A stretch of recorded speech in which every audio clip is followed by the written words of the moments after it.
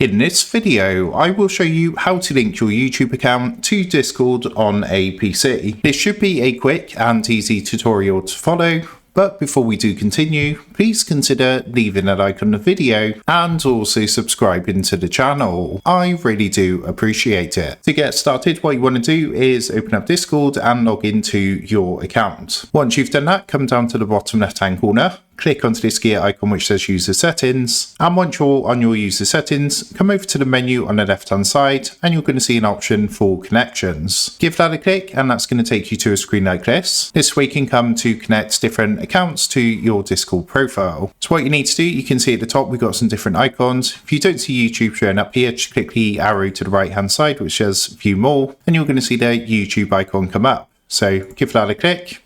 What that's going to do is open up a internet browser and you want to choose the account that you want to connect to Discord. Once you've done that, you can then go ahead and select your channel from here. And then what you need to do is tick these permission boxes and then click on to continue. So once you've done that, as you can see, it's just going to connect your account and you can now see it says connected your YouTube account to Discord. So what we can now do is come back to Discord, and if you actually come out of your settings at this point, go back into your settings and go back onto connections, you should now see your connected account in the list down at the bottom, just down here. You can also choose to display this on your profile if you want to by turning the switch on here, but that is how to link your YouTube account to Discord on PC. So with that being said, I hope this quick tutorial did help you out today, and if this did help you out, I would really appreciate it if you was to consider dropping down below the video, leaving a like, and also subscribing to the channel. With that being said, I just want to take a minute to thank you guys for watching this quick tutorial, and I will see you in the next video.